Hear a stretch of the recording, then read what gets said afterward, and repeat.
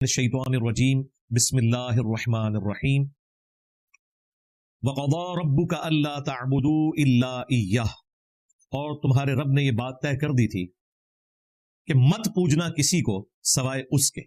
یہ پہلی کمانڈ.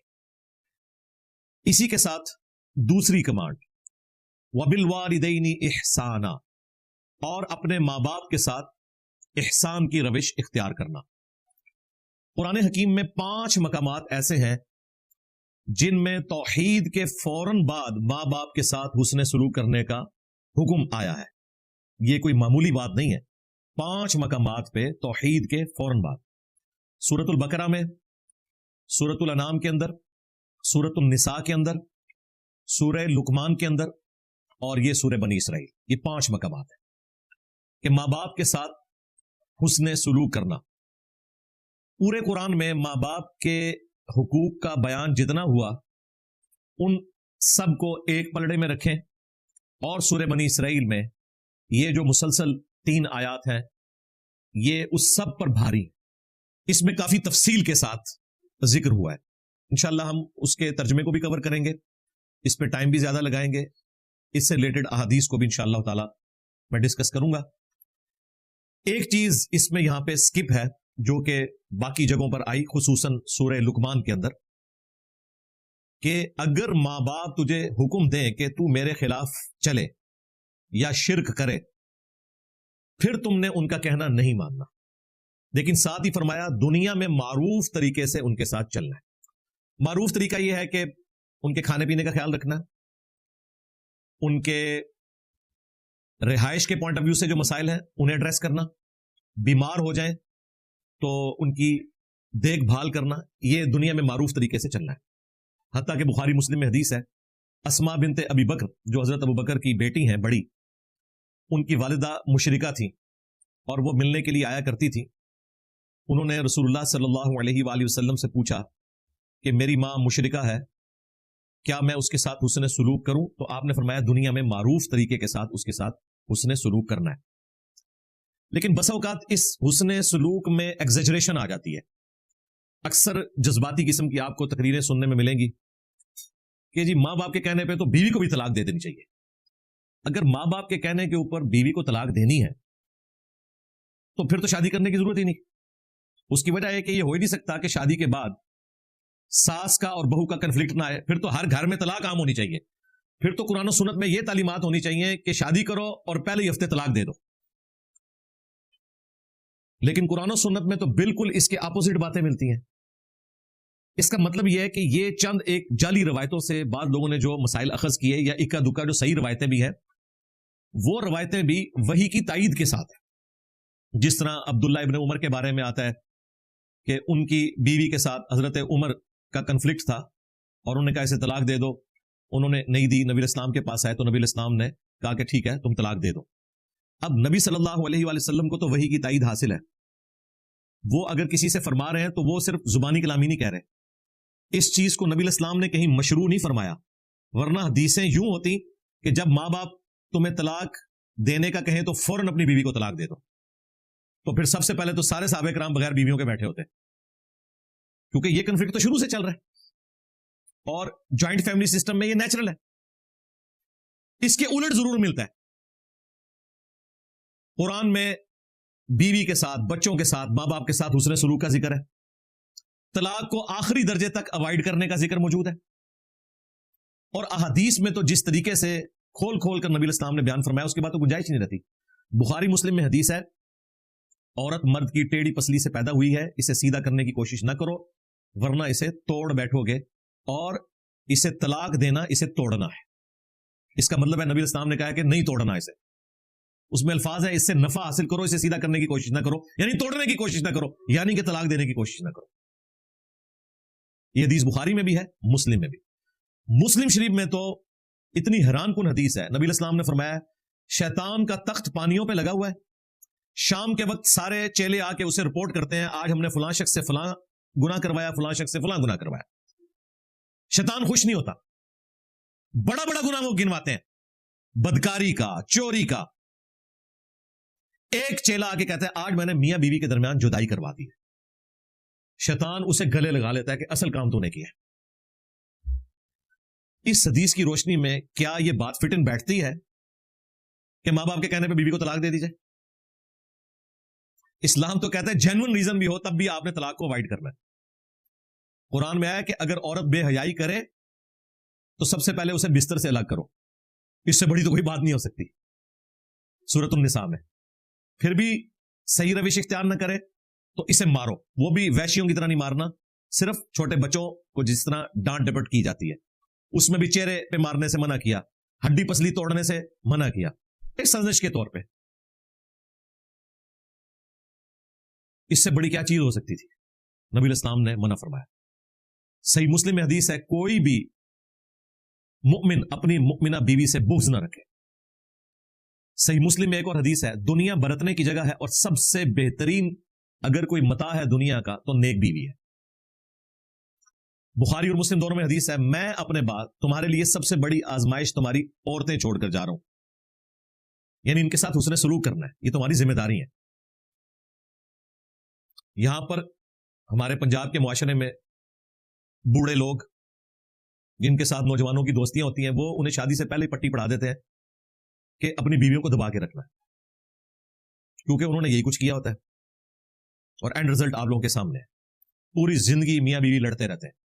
यानी आप पुराने जो बूढ़े बाबे हैं ना, इनको देखें ना तो सुकून से नहीं घर में रहते। इसी तरीके से वो मियां बीवी जो पूरी जिंदगी इकट्ठे नहीं रहे होते, बुढ़ापे में जब रिटायरमेंट के बाद मर्द घर वापस आता है, कुछ अरसे बाद आप तलाक सुन लेते हैं। ये आम आपने सुना होगा, ये खुसूसन फौजियों में बहुत सारी तलाकें इस तरह की हो जाती हैं, क्योंकि उन्हें साथ रहने की आदत नहीं होती। और बुढ़ापे के वक्त अब दोनों की हड्डियां अपनी जगह फिक्स हो चुकी हैं, कोई पीछे हटने के लिए तैयार नहीं है, वो तलाक हो जाती है और वक्त पड़ जाता है बच्चों को। मां को भी उन्होंने संभालना है, बाप को भी संभालना है और एक जगह नहीं रखना, ज़ाहिर है वो नामहरम हो गए एक दूसरे के लिए। ये बहुत बड़ी आजमाइश, ये वो रियल टाइम प्रॉब्लम्स हैं जो लोग हमसे आके डिस्कस करते हैं और कहते हैं नहीं क्या करें, मुसीबत बन गया आखिरी वक्त में हमारे माँ बाप हमारे लिए। वो आपस में गुस्से में उलझे हैं और तलाक करके तो मुसीबत हमारी जान को डाल दी हुई है। सबके पास तो फाइनेंशियल रिसोर्सेज ऐसे नहीं होते ना कि वो माँ बाप को अलग अलग मकानों में रख सके। ये एक अजाब वाली सूरत हाल शुरू हो जाती है, क्योंकि साथ रहने का तजुर्बा नहीं होता। कोरोना के दिनों में आपने नहीं सुना था कितने लोगों की तलाकें हो गई यूरोप अमेरिका में, क्योंकि पहले तो मसरूफ रहते थे एक दूसरे के साथ, बस इतना ही रिलेशनशिप था कि बच्चों के पॉइंट ऑफ व्यू से कोई थोड़ी बहुत डिस्कशन हो गई, या जॉब के पॉइंट ऑफ व्यू से, या खाने पीने के मौके पे। जब साथ पूरा दिन गुजारना पड़ा तो दोनों ही डॉन है, औरतें भी डॉन है और उनके हस्बैंड भी डॉन बने हुए। और at the end of the day Europe में तो यूके के अंदर कई एक मैंने यानी मेन टीवी चैनल्स के ऊपर खबरें देखी हैं कि कई मर्दों को उनकी बीवियों ने मारा है। यहां तो ज्यादातर मर्द मारते हैं ना, वहां ज्यादातर औरतें मारती हैं। और वो कोरोना के दिनों में जब लॉकडाउन चल रहा था, शुक्र है वो लॉकडाउन खत्म हुआ और बाद में जिंदगी नॉर्मलाइज हुई। इसी तरीके से बुखारी शरीफ से एक हदीस पेश की जाती है कि हजरत इब्राहीम अलैहिस्सलाम जब हजरत इस्माइल अलैहिस्सलाम की गैर मौजूदगी में उनके घर आए मिलने के लिए, तो उनकी बीवी के साथ इंटरेक्शन हुआ, यानी अपनी बहू के साथ। वापसी पे जाते हुए उन्होंने कहा कि जब इस्माइल आए तो उसे मेरी तरफ से पैगाम देना है कि अपने घर की चौखट बदल ले। तो जब हजरत इस्माइल अलैहिस्सलाम वापस आए, उनको मैसेज दिया उनकी बीवी ने, तो उन्होंने तलाक दे दी अपनी बीवी को, यानी वो कोड वर्ड्स में बात की थी। भाई हजरत इब्राहीम अलैहिस्सलाम खलीलुल्लाह है, उन्होंने कोई अंदाजा नहीं लगाया था, उनके पास गैबी खबर थी। गैबी खबर के बगैर अटकल पच्चू चलाना ये नबी की तो शान ही नहीं है। इस तरह के वाकयात से ये प्रेसिडेंट सेट करना कि आप लोगों को ये तरगीब दिलाएं कि ठीक है जी, मां बाप अगर खुश नहीं है तो बीवी को तलाक दे दो, इसको समझने के लिए बड़ी आसान बात है। जो ये मशवरा देता है ना, उसे कहा जाए कि अगर तेरी बेटी को तेरा दामाद अपने मां बाप के कहने पे तलाक दे तो वो कानों को हाथ लगाएगा, कहेगा नहीं जुल्म है। तो जिसके लिए तुम कोशिश कर रहे हो वो भी तो किसी की बेटी है। दुनिया में आपने इश्यूज को रिजॉल्व करना है ना, अपने आप को उसकी जगह पे रख के देखें, फिर आपको बड़ी आसानी से समझ आ जाएगी कि इस वक्त ये बंदा ज्यादती कर रहा है या वाकई ये बेचारा मजलूम है, इसे बात समझ नहीं आ रही। हो सकता है मैं भी इसकी जगह पे हूं तो यही सूरत हाल हो। लेकिन ये बहुत कम लोग हैं जो ये इमेजिनेशन में भी तसव्वुर करने के लिए तैयार होते हैं। जिस तरह का आइडियल दामाद सास ससुर चाह रहे होते हैं ना, उस तरह का आइडियल वो अपने बेटे को नहीं बनने देते अपनी बहू के लिए। جو خوبیاں اپنی بہو کے لیے وہ چاہ رہے ہوتے ہیں نا کہ وہ یہ بھی کرے یہ بھی کرے یہ بھی کرے، اپنی بیٹی کے لیے کبھی نہیں چاہتے کہ وہ بھی اپنے ساس سسر کے ساتھ یہ بھی کرے یہ بھی کرے یہ بھی کرے. تو رزلٹ آپ کے سامنے ہے. تو حسن سلوک اپنی جگہ، لیکن یہ اس قسم کی چیزوں کو بیچ میں داخل کر کے اسے حسن سلوک کا نام دینا یہ بالکل غلط بات ہے. اسلام میں قطعاً یہ چیز نہیں ہے کہ آپ میاں بیوی کے رشتے کو اکھاڑ کے پرے پھینکیں، بلکہ اسلام میں تو ساس سسر کا پریکٹیکلی جو رشتہ ہے وہ آپ کو کوئی ایگزامپل ملتی نہیں ہے نبی علیہ السلام کے مبارک دور میں، صحابہ کرام کے دور میں. کیوں؟ وہاں ضروریات کم تھی. جیسے ہی شادی ہوتی تھی ایک خیمہ الگ سے لگ جاتا تھا نئی فیملی کا، وہ الگ ہو جاتے تھے، یوں لڑائی جھگڑے بھی کم ہوتے تھے. حسن سلوک اپنی جگہ جاری ہے، وہ ذہن میں رکھیے گا. وہ بیٹے کی ذمہ داری ہے، اس نے اپنے ماں باپ کے ساتھ اس نے سلوک کرنا ہے. بیمار ہو جائیں گے ان کی خدمت کرے گا، ان کے کھانے پینے کا رہائش کا بندوبست کرے گا، یہ اس نے کرنا ہے. وہ اس کی اپنی ذمہ داری اپنی جگہ موجود ہے. اس لیے ان آیات کو بیان کرتے وقت تصویر کا دوسرا رخ بیان کرنا ضروری ہے. اب آ جائیں ماں باپ کے حقوق کی طرف. 5 مقامات پہ، جن میں سے ٹاپ آف لسٹ یہ مقام ہے. ایک چیز اس میں مینشن نہیں ہوئی تھی، سورہ لقمان میں آئی تھی کہ شرک کا کہیں تو پھر ان کا کہنا نہیں ماننا. وہ امپلائڈ تھا، وہ تو بخاری مسلم میں حدیث ہے کہ خالق کی نافرمانی میں مخلوق کی اطاعت نہیں کی جا سکتی، سیدھی سی بات ہے. لیکن پھر بھی انصاف کا تقاضا تھا، میں یہاں پہ کراس ریفرنس دیتا. باقی جتنی تفصیل کے ساتھ یہاں ماں باپ کے ساتھ حسن سلوک کا ذکر ہے، اتنی تفصیل نہ سورہ البقرہ میں آئی، نہ سورۃ النساء میں، نہ سورۃ الانعام میں، نہ سورہ لقمان میں، جو یہ 5ویں مقام میں آئی. ایک چیز 5 مقامات پہ کامن ہے کہ توحید کے بعد سب سے پہلے اللہ تعالیٰ نے ماں باپ کے ساتھ حسن سلوک کا ذکر کیا اور فرمایا کہ ماں باپ کے ساتھ حسن سلوک کرو. وَبِالْوَالِدَيْنِ إِحْسَانًا، اور اس میں بھی خصوصاً اِمَّا يَبْلُغَنَّ عِندَكَ الْكِبَرَ، اگر یہ تمہارے سامنے بڑھاپے کی حالت کو پہنچ جائیں، أَحَدُهُمَا أَوْ كِلَاهُمَا، وہ دونوں یعنی ماں اور باپ دونوں یا ان میں سے کوئی ایک، فَلَا تَقُلْ لَهُمَا اُف، تو انہیں اف بھی نہ کہنا. یہ محاورتاً بات ہے، عربی زبان میں سب سے ہلکی بات یہی تھی، اف. جس طرح ہم پنجابی میں غصے کے اظہار کے لیے کہتے ہیں یہ عربی میں اف ہے. یہ بھی کہنے کی اجازت نہیں ہے، اف بھی نہ کہنا. اور خصوصاً بڑھاپے کا ذکر اس لیے ہوا کہ بڑھاپے میں جا کے ماں باپ بچوں والی عادتوں کا شکار ہو جاتے ہیں. باتوں کو بار بار ریپیٹ کرنا، اس میں سننے والے کے لیے کوف بھی ہوتی ہے لیکن اس کو برداشت کرنا ہے. انہیں اف بھی نہ کہنا. میں نے تو اس میں جو سب سے آسان ذریعہ ڈھونڈا ہے نا بچنے کا، وہ یہ ہے کہ آپ جتنی مختصر گفتگو کریں گے اتنے ہی گستاخی کے چانسز کم ہو جائیں گے. جتنی زیادہ گفتگو کریں گے اور اس میں پھر معاملات کھلتے چلے جائیں تو اس میں پرابلم زیادہ کھڑی ہوتی. ٹو دی پوائنٹ معاملات کو لے کے چلیں تو یہ چانسز کم ہو جائیں گے. ادروائز ظاہر ہے انسان ہے، انسان کو دوسرے انسان کی ایکٹیویٹیز کے اوپر غصہ آ ہی جاتا ہے. وہ آگے ذکر بھی آ جائے گا کہ اس طرح کبھی ہو جائے گا. اگر تم بدنیت نہیں ہو نا، جان بوجھ کے ایسا نہیں کر رہے، تو اللہ تعالیٰ بخشنے والا مہربان ہے. انٹینشنلی کوئی گستاخی کی نیت نہ ہو، وہ تو پھر قابل گرفت ہے، اس کے اوپر تو کوئی چھٹکارے والی بات نہیں. لیکن حت الامکان کوشش کرنی ہے کہ اگر وہ دونوں بڑھاپے کی حالت میں دونوں یا دونوں میں سے ایک پہنچ جائیں تو انہیں اف بھی مت کہنا، ولا تنہرہما، اور انہیں مت جھڑکنا. اب یہ ہمیں ویسے آکورڈ لگ رہا ہوتا ہے کہ ماں باپ کو کون جھڑکتا ہوگا، لیکن یہ ٹی وی پہ آپ دیکھ لیں کس طریقے سے خبریں آتی ہیں، ویڈیوز بنی ہوئی ہیں. مار رہے ہیں ماں باپ کو، گھر سے نکال دیتے ہیں، اولڈ ایج ہاؤسز میں رکھوا دیتے ہیں. یورپ امریکہ میں اگر رکھواتے ہیں تو مار پیٹ کے نہیں رکھواتے، وہاں کوئی مارنے کا سوچ بھی نہیں سکتا. وہاں پرابلم الگ ہے کہ وہ ذمہ داری اٹھا نہیں سکتے، اور وہ اپنی جگہ جسٹیفائی ہیں کیونکہ ان کے ماں باپ نے بھی بچپن میں ان کے ساتھ اسی قسم کے سلوک کیا ہوتا ہے. وہ اپنی لائف بھرپور گزار رہے ہوتے ہیں اور پیرلل میں بس کبھی اسکول بورڈنگ اسکول میں داخل کروا دیا، پھر جب وہ کہتے ہیں اب ہم ان کو اسکول میں داخل کروائیں گے. ہمارے سب کانٹیننٹ کے معاشرے میں جو ماں باپ کا ایک گہرا رشتہ ہے اپنی اولاد کے ساتھ، تن من دھن لگا دیتے ہیں. جتنے بھی آپ کو کامیاب لوگ نظر آ رہے ہیں ان کے پیچھے آپ کو سب سے زیادہ کنٹریبیوشن کے ماں باپ کی نظر آتی ہے، فائنینشیل بھی، اخلاقاً بھی، ہر لحاظ سے. تب وہ کسی مقام کے اوپر پہنچتے ہیں. یہاں تو معاملہ ڈفرینٹ ہے، یہاں تو یعنی پھر وہ جسٹیفائی ہے یہ چیز کہ اولاد کا کام ہے کہ ماں باپ کے ساتھ حسن سلوک کرے. وہاں کا معاملہ ایک ڈفرینٹ ہے.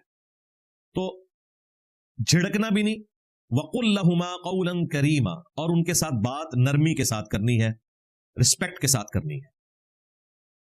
وَخْفِضْ لَهُمَا جَنَاحَ الذُّلِّ مِنَ الرَّحْمَةِ، اور اپنے بازو کندھے جھکا کر رکھنے ہیں عاجزی کے ساتھ. یعنی اس کو لفظی ترجمہ تو یہ ہے کہ اپنے پروں کو بچھا کے رکھنا ہے، جیسے ایک ماں بچوں کی حفاظت کرتی ہے یا ایک مرغی اپنے چوزوں کو اپنے پروں کے نیچے لیتی ہے، اس طریقے سے ماں باپ کے ساتھ بڑھاپے میں سلوک کرنا ہے. جناح الذل من الرحمہ، رحمت کے ساتھ.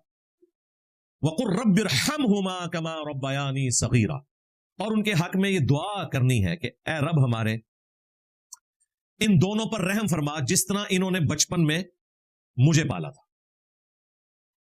یہ دعا یاد ہونی چاہیے، تشہد میں پڑھیں، آگے پیچھے پڑھیں اپنے ماں باپ کے لیے. رب ارحمہما کما ربیانی صغیرا، اے رب ہمارے ان دونوں پر رحم فرما جس طرح بچپن میں انہوں نے ہمیں پالا تھا. اس کو اگر جمع کے سیغے سے پڑھیں مزید، رب ارحمہم کما ربیانی صغیرا، اے رب ہمارے ان تمام پر رحم فرما. اب یہ جمع کا سیغہ ہے، یہ 3 اور 3 سے زیادہ کے لیے. عربی میں جمع 3 سے شروع ہوتی ہے، یہاں تسنیہ کا سیغہ ہے ان دونوں پر.